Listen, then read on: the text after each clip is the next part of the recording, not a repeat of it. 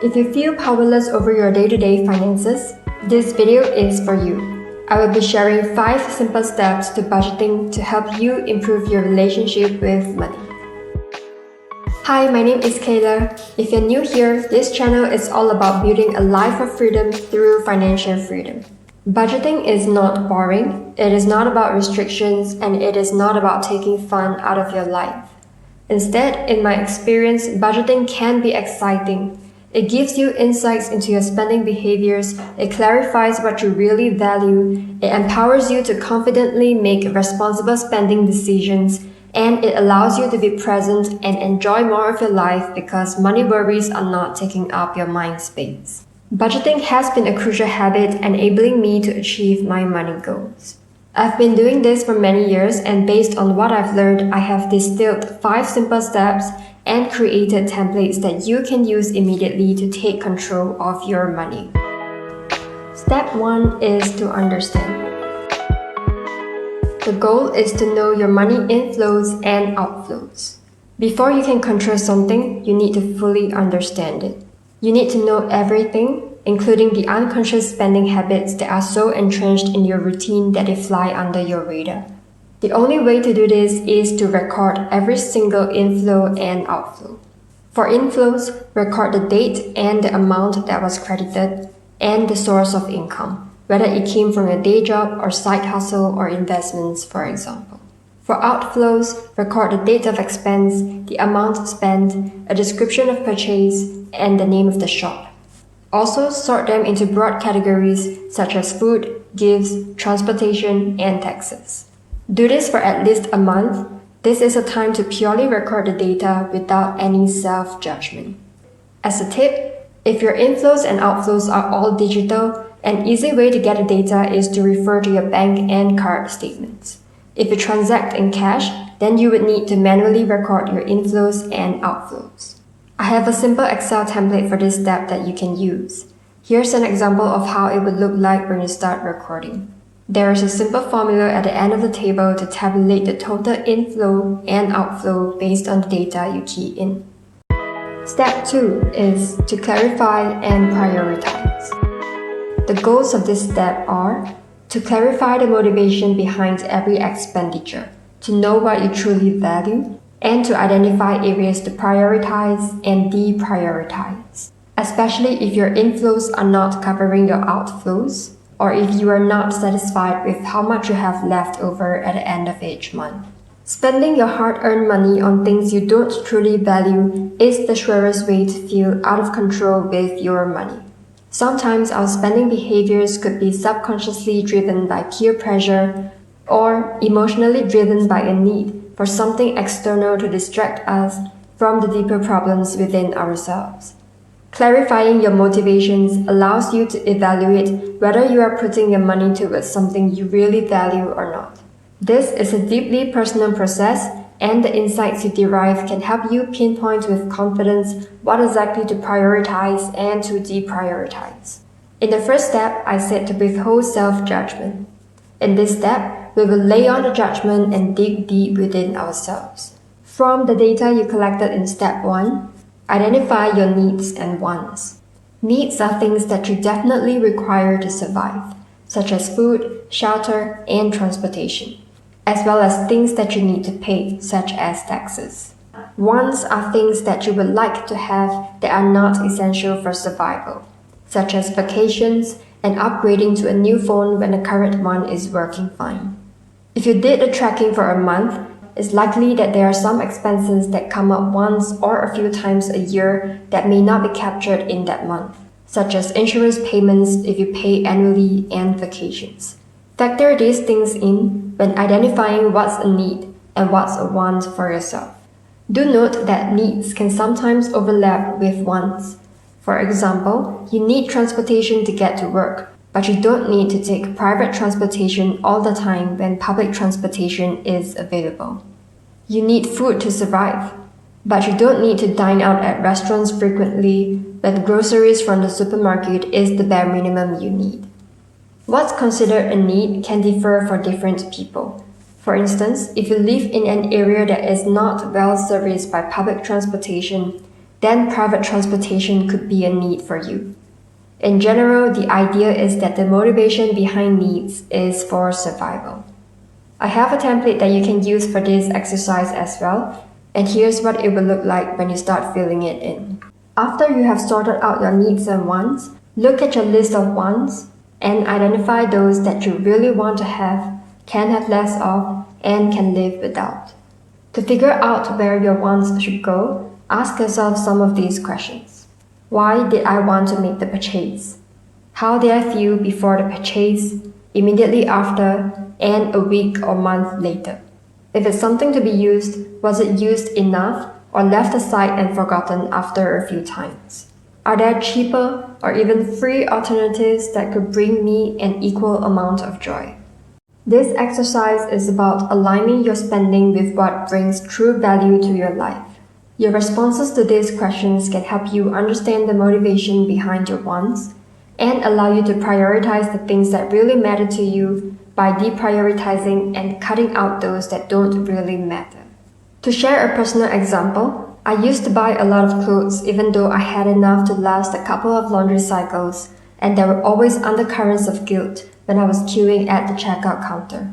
Upon reflection, I realized that a lot of the purchases were made during moments when my self-esteem and confidence were at all-time lows. Such moments could be triggered by instances like when I failed to get a job I wanted, or when I have been subconsciously comparing myself with other people. I was boosting my self-esteem by boosting my self-image through trendy clothes, but a sense of confidence deflated not long after the purchase. Most of those clothes were worn once, and then left aside because I wasn't comfortable in them. Excess clothing is a want that I could clearly live without because they were not adding value to my life. And I learned that I needed to solve my self-confidence issues through other means. As another example, I love a good meal out with friends and family. I feel excited and look forward to the experience every time. And long afterwards, I feel happy for the opportunity to bond over good food. I don't regret spending money on these meals. While dining out is a want and even a luxury, this is a want I value and cannot live without. However, I am willing to live with less of it while finding less expensive ways to bond on other occasions. In the same template, I have columns for sorting your wants. As you sort them into the 3 categories, include a reason why they belong there. And specifically for wants that you put under the have less of and live without categories, also think about how you might do so, because having a plan will keep you accountable and unfazed in the face of temptation. Here's an example of what it could look like when you have filled it in. Spend as much time as you need to, because once everything is crystal clear for you, the rest will be easier. Step 3 is to plan. The goal is to plan out how much you can spend on what and the savings rate that you are targeting. You might have heard of the saying, if you fail to plan, you plan to fail. Having a spending and saving plan will give you confident control over your money. A spending plan with no room for things that don't create value in your life will keep those things out. It will channel your money towards what you need and value, such that every cent is well spent. It will keep you from going overboard and falling short of your target savings rate. Your savings rate will affect the time you take to achieve your money goals, so being satisfied with the pace of progression is important. Among your lists of needs and wants, let go of the ones that you can live without and focus on the others. All budgeting should be done within your means, so the starting point is your income. Use my template and follow these steps. Write down your monthly and yearly take-home pay for all sources of income that you draw from for living expenses. If you have a regular job, your monthly take-home pay is what you receive each month. Your yearly take-home pay will include your monthly salary and additional payments received from your employer throughout the year. Now you can move on to your expenses. We should always take care of our needs before our wants, so the next step is to look at your list of needs. Categorize them into monthly needs and ad hoc needs, and indicate how much you need to spend to survive. Monthly needs include things that you need to pay for every month, such as food, transportation, and utilities. Ad hoc needs include things you pay for once or a few times a year, but that does not happen every month, such as annual insurance payments. Now that we have taken care of our needs, we can move on to our wants. When determining how much to allocate, it's important to consider your savings rate, which is the percentage of income remaining after accounting for expenses. How much money are you willing to allocate to your wants and still have a savings rate that you are satisfied with? Wants can also be included as monthly expenditure. For instance, if you want to dine out once a month, then weave it into your monthly budget. Or they could be yearly ad hoc expenditure, such as vacations. For monthly needs and wants, multiply your budget by 12 to arrive at your yearly budget for each category. Needs and wants can be variable or fixed. Take note of what's variable and what's fixed. I define fixed expenses as those that require you to pay an exact amount every month or year, such as insurance payments and subscriptions. On the other hand, variable expenses, such as food, do not come up to an exact amount every month or year, as they depend on your purchasing decisions. When setting a budget, remember not to go too strict or too lenient with yourself. Being too strict and allocating less than what you would realistically need could end up being unsustainable. Being too lenient and allocating a much too luxurious budget could end up affecting your money goals. So find a balance that's realistic, that's just right for you, and that you're happy with. Your monthly budget should not exceed your monthly take-home pay, and the total budget for the year should not exceed your yearly take-home pay. Savings is what you have left over after subtracting expenses from income. The target monthly and yearly savings amount and rate are calculated automatically by the formula in these cells as you input the figures for your needs and wants. If you are not satisfied with the rate, adjust the allocations for your wants. You can also go back to step 2 to re-clarify and reprioritize. Are there certain things that you categorize as needs, but are actually wants? Are there certain wants that you can deprioritize for now?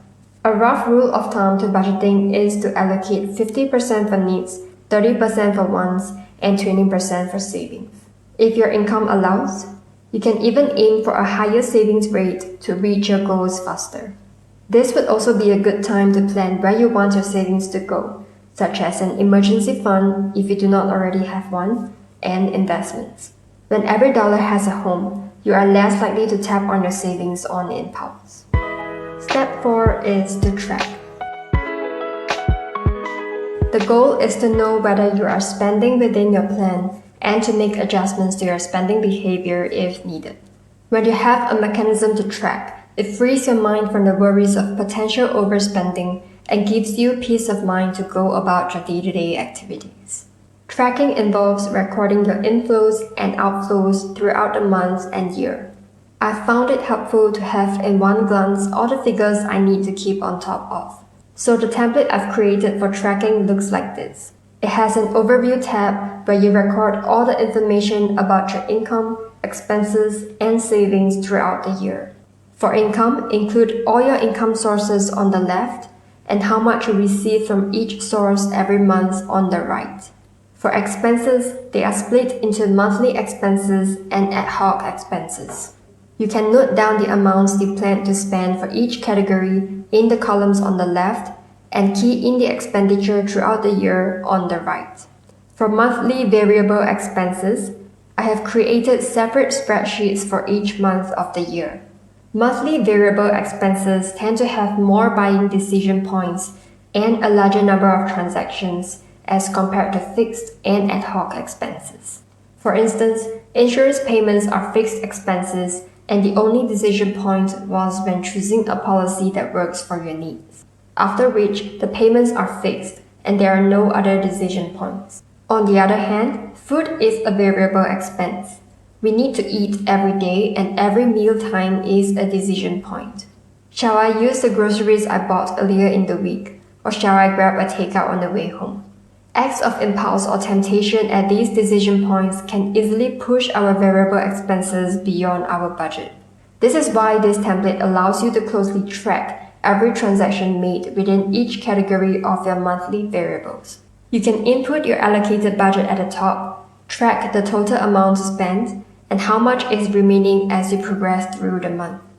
At the end of each month, you can plug the total amount spent for each category into the Overview tab or link the cells such that they auto-populate for you. For monthly fixed expenses and ad hoc variable and fixed expenses, as the number of transactions tend to be fewer than monthly variables, you can record the amount in the relevant cells on the main Overview page and add a note to that cell to detail how much was spent and on what. What you can also do is to highlight cells in red if you exceed your budget in any category. This should prompt you to assess and make adjustments to your spending patterns so that you can stay within your plan. Lastly, for savings, key in your target savings amount, rate, and savings allocation plan on the left. The gray fields on the top should auto-populate as you key in the figures for income and expenses. For savings allocations, key in the amounts you manage to save after you have funded the savings into the respective accounts. The fields on the rightmost columns summarizing the total yearly income, expenditure, and savings will auto-populate as the figures are entered into the white cells. As a tip, if your transactions are digital, you can refer to your bank and credit card statements once a week or more regularly and record the data in the tracker. If you transact primarily in cash, then I would suggest recording it at the end of every day just so you don't forget what and how much you spent. Step 5 is to review. The goal is to update your spending and saving plan to align with your changing income, needs, wants, and goals. Aligning your plan to your new life circumstances and aspirations is key to continually being in control of your money. The exact changes to be made will differ from person to person. Here are some principles to consider in your review. Always adjust for needs before wants. As we grow older, we tend to have more financial responsibilities. Take care of these basic needs before anything else. Avoid mindless lifestyle inflation. As you progress in your career, your salary tends to go up. After adjusting for needs, you may be tempted to allocate more money towards your wants or expand your list of wants. Before you do so, always ask yourself whether the decision is aligned to what you really value. Allocate salary increments to boost savings rate as much as possible, instead of spending it all. This will help you reach your money goals faster. These are the 5 simple steps to empower your relationship with money. In a world where almost everything requires money, how we use it is a reflection of how we live our lives. These 5 steps helped me to achieve my money goals, aligned my spending with what I value, and enabled me to live my life more intentionally. Budgeting for the first time may be challenging as it may require you to adopt new habits in life. Check out this video on how to deal with budgeting challenges arising from our buying impulses and social pressures to consume.